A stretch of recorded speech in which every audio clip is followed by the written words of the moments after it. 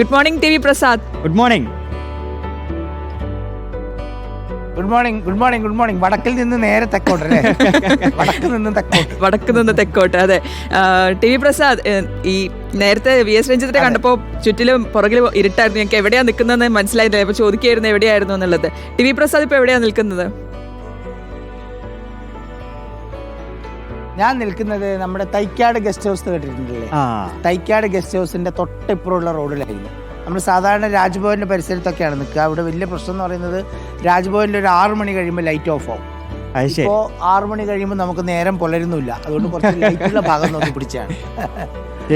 നമ്മള് നേരത്തെ ഒരു വീഡിയോ കാണിച്ചിരുന്നു, ഒരു ആശുപത്രി ജീവനക്കാർക്ക് ഒരു സർപ്രൈസ് കൊടുക്കുന്നത്. അതായത് കൂടെ സഹപ്രവർത്തകര് കണ്ടോന്നറിയില്ല, പക്ഷെ അതൊരു മനോഹരമായിട്ടുള്ളൊരു വീഡിയോ ആയിരുന്നു. ഈ ആളുകൾക്ക് സർപ്രൈസ് കൊടുക്കുന്ന ഒരു കാര്യമുണ്ടല്ലോ, അത് പ്രത്യേകിച്ച് ഒട്ടും പ്രതീക്ഷിക്കാത്ത ആളുകൾക്ക് കൊടുക്കുമ്പോൾ അവർക്കുണ്ടാകുന്ന ഒരു സന്തോഷം. അത്തരത്തിൽ എന്തെങ്കിലും സർപ്രൈസ് കിട്ടുക അല്ലെങ്കിൽ കൊടുക്കുകയോ ചെയ്തിട്ടുണ്ടോ പ്രസാദ്? അയ്യോ, അങ്ങനൊന്നും പരിപാടിക്ക് നിൽക്കാറില്ല. ഒരു വെള്ളം കുടിപ്പിക്കുന്ന ചോദ്യമായി പോയോ ടി വി പ്രസാദ്? സർപ്രൈസിന്റെ പരിപാടിയില്ല. പ്രസാദിന്റെ സർപ്രൈസ് എന്ന് പറഞ്ഞ വാർത്തകളിലാണല്ലേ? അതെ അതെ, അതൊക്കെ നിങ്ങൾ വെറൈറ്റി ഓഫ് വാർത്തകളാണ് ടി വി പ്രസാദിന്റെ സർപ്രൈസ്. അപ്പോൾ ഇപ്പോഴും ടി വി പ്രസാദ് നമുക്ക് വാർത്തകളിലേക്ക് കടക്കാം അല്ലേ? അപ്പോൾ ഈ സംസ്ഥാനത്ത് ഈ റേഷൻ പ്രതിസന്ധി തുടരുകയാണല്ലോ. ഇപ്പൊ മറ്റന്നാൾ മുതൽ ഈ കടകളൊക്കെ അടച്ചിട്ട് സമരത്തിനാണ് തീരുമാനം അല്ലേ? ഇന്ന് യൂത്ത് ലീഗിന്റെ നേതൃത്വത്തിൽ ഈ നിൽപ്പ് സമരമൊക്കെ സംഘടിപ്പിക്കുമെന്ന് കേൾക്കുന്നു. എന്താണ് അതിന്റെ ഒരു അപ്ഡേറ്റ്? വിഷയങ്ങൾ എന്താണ്? അതായത് റേഷൻ കടകളിലെ പ്രതിസന്ധി രൂക്ഷമാകും. കാരണം എന്ന് വെച്ചാൽ നേരത്തെ നമുക്കറിയാവുന്നതുപോലെ ഈ മാസം തുടക്കം മുതൽ തന്നെ ആ ഗോഡൗണുകളിൽ നിന്ന് കടകളിലേക്ക് എത്തിക്കേണ്ടവർ ഓൾറെഡി പണിമുടക്കിലാണ്. അതുകൂടാതെയാണ് റേഷൻ കടയുടമകൾ തിങ്കളാഴ്ച മുതൽ സമരത്തിലേക്ക് പോകുന്നത്. ഇന്നലെ ധനമന്ത്രിയുടെ കൂടി സാന്നിധ്യത്തിൽ ഭക്ഷ്യമന്ത്രി ഈ റേഷൻ ഡീലേഴ്സിൻ്റെ ഭാരവാഹികളെ വിളിച്ച് ചർച്ച ചെയ്തു. പക്ഷേ ആ ചർച്ചയിലും തീരുമാനമായില്ല. വേതനം പുതുക്കണം എന്നുള്ളതാണ് ഈ സമരത്തിൻ്റെ ഏറ്റവും പ്രധാനപ്പെട്ട ആവശ്യം. സർക്കാർ പറഞ്ഞത് മറ്റൊരു ഘട്ടത്തിൽ നമുക്കത് റെഡിയാവുന്ന ഘട്ടത്തിൽ നമുക്ക് തരാം എന്നുള്ളതാണ്. പക്ഷേ അതിന് വഴങ്ങിയില്ല. കൃത്യമായ പ്രഖ്യാപനം വേണം എന്ന് തന്നെയാണ്. നിരന്തരമായ ആവശ്യമാണ് റേഷൻ കടക്കാരുടെ. അവരെ കുറ്റം പറയാൻ കഴിയില്ല. അവരുടെ സമരത്തിൻ്റെ ആവശ്യവും ന്യായമാണ്. പക്ഷേ ഇതിലൊരു പ്രധാനപ്പെട്ട കാര്യം, നമ്മുടെ സംസ്ഥാനത്തിൻ്റെ ധനപ്രതിസന്ധി ദൈനംദിന ജീവിതത്തെ ബാധിക്കുന്ന നിലയിലേക്ക് മാറുന്നു എന്നുള്ളതാണ്. അത് ഈ റേഷൻ കടകളുടെ ഉടമകളുടെ പ്രശ്നം പരിഹരിക്കുന്നതിൽ മാത്രമല്ല, മറ്റ് പല രംഗങ്ങളിലും ഈ പറയുന്ന രീതിയിൽ പണമില്ലാത്തതിൻ്റെ ബുദ്ധിമുട്ട് ജനങ്ങൾ അനുഭവിച്ചു തുടങ്ങി എന്നുള്ളതാണ് ഏറ്റവും പ്രധാനപ്പെട്ട കാര്യം. പല വകുപ്പുകളിലും അത് നമുക്ക് കാണുകയും ചെയ്യാം. അത് ആശുപത്രിയിൽ മരുന്ന് ഇല്ലാത്ത വിഷയങ്ങളാണെങ്കിലും ശരി, മറ്റ് സമീപകാലത്ത് വന്ന അതായത് നമ്മുടെ സ്കൂളുകളിലെ ഉച്ചക്കഞ്ഞി വിതരണവുമായി ബന്ധപ്പെട്ട കാര്യങ്ങളായാലും ശരി, അതായത് കരാറുകാർക്ക് പണം കൊടുക്കാനില്ലാത്തതും മറ്റുമായ വാർത്തകൾ നേരത്തെ ധാരാളം വന്നിട്ടുണ്ട്. പക്ഷേ അതങ്ങനെ നേരിട്ട് ജനങ്ങളുമായി ബന്ധപ്പെടുന്നില്ലായിരുന്നു. പക്ഷേ ഇത്തരം കേസുകൾ, അതായത് ഈ ധനപ്രതിസന്ധി രൂക്ഷമാവുന്നതോടുകൂടി ഇനിയിപ്പോൾ തിങ്കളാഴ്ച മുതലാണ് സമരം പ്രധാനമായിട്ടും ഉള്ളത്. തീർച്ചയായും റേഷൻ കടകൾ അടഞ്ഞു കിടന്നാൽ നമ്മുടെ നാട്ടിലെ സാധാരണ മനുഷ്യർക്ക് അത് വലിയ വെല്ലുവിളി തന്നെയാകും.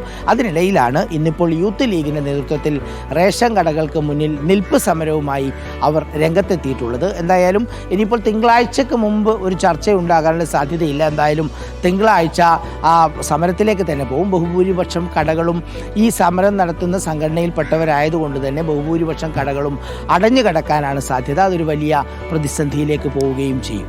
പ്രസാദ്, ഈ തിങ്കളാഴ്ചയ്ക്ക് മുൻപ് ഒരു ചർച്ചയുണ്ടാകില്ല എന്ന് പറയുമ്പോൾ ഒരു അനുനയ നീക്കം ഏത് രീതിയിൽ എങ്ങനെ പോകാനായിരിക്കും? കാരണം ഇന്നലെ ഇപ്പോൾ നടത്തിയ ചർച്ച പരാജയമായിരുന്നു. ഒപ്പം തന്നെ ഈ വ്യാപാരികൾ ആരോപിച്ചൊരു കാര്യം ഉണ്ടായിരുന്നു, ഈ 1 മണിക്കൂർ ഉണ്ടായ ചർച്ചയിൽ വെറും 5 മിനിറ്റ് മാത്രം ധനമന്ത്രി പങ്കെടുത്ത നടക്കമുള്ള കാര്യങ്ങൾ അവർ പറയുകയും ചെയ്തിരുന്നില്ല. അപ്പോൾ ഇനി ഏത് രീതിയിലായിരിക്കും ഈ ഒരു അനുനയ ചർച്ചകൾ നടക്കാനുള്ള ഒരു സാധ്യത ഉണ്ടാവുക?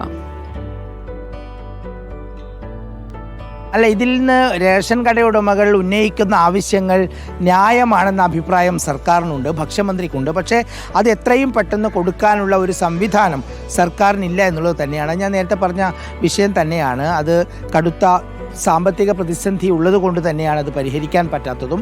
അതുകൊണ്ട് തന്നെ ഈ സമരം ചെയ്യുന്നവരുമായി ചർച്ചയ്ക്കില്ലെന്നോ അങ്ങനെ ഒരു നിലപാടിലേക്ക് സർക്കാർ പോയിട്ടില്ല.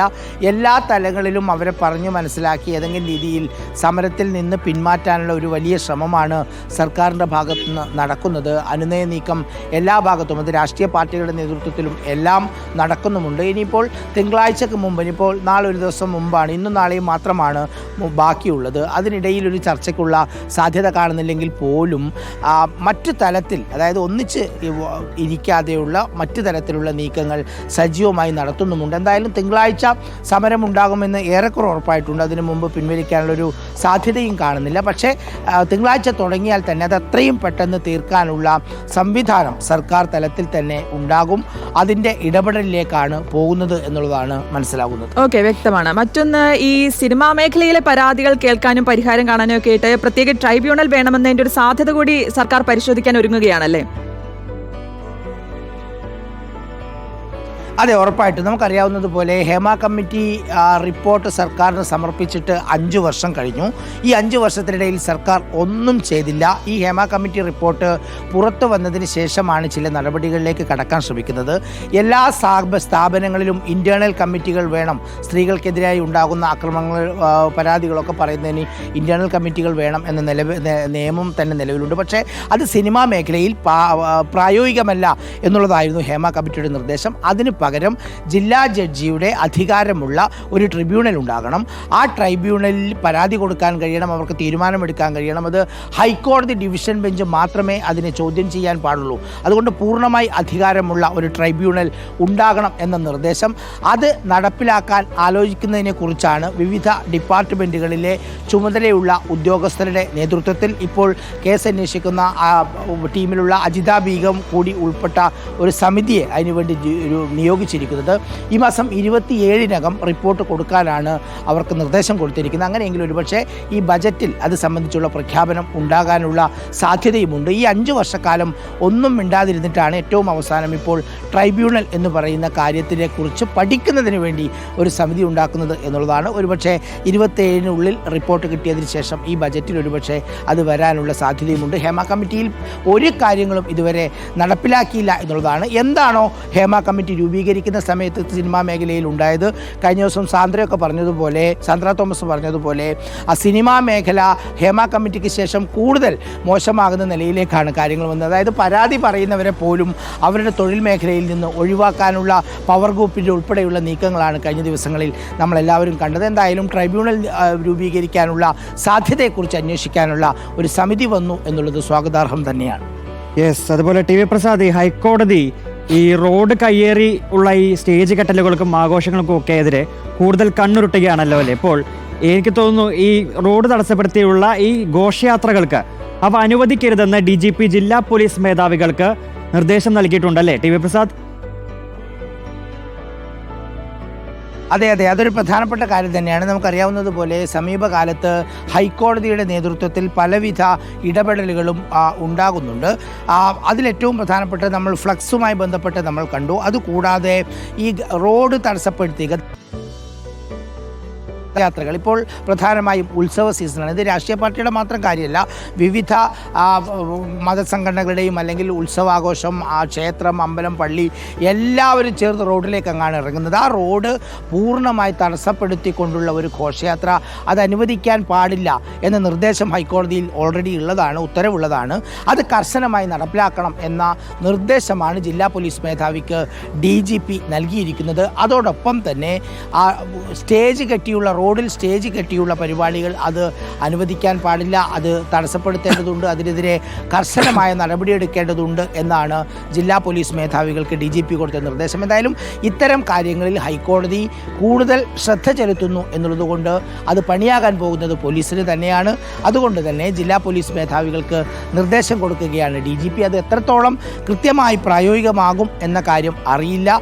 എന്തായാലും പോലീസ് മേധാവികൾക്ക്, ജില്ലാ പോലീസ് മേധാവികൾക്കുള്ള നിർദ്ദേശം DGP കൊടുത്തു കഴിഞ്ഞിട്ടുണ്ട്. വെങ്കി, ശരി. ടി വി പ്രസാദ് എന്തായാലും നടന്ന് ഓഫീസിലേക്ക് എത്തിയെന്ന് തോന്നുന്നു. ഒരുപാട് സെക്രട്ടേറിയറ്റ് ഒക്കെ എത്താറായോ? നടന്ന് ഒരു നടത്തം കിട്ടിയല്ലോ രാവിലെ. അതെ, ശരി. എന്തായാലും ടി വി പ്രസാദ്, ഒരു നല്ല ദിവസമാവട്ടെ കേട്ടോ. ഒന്ന്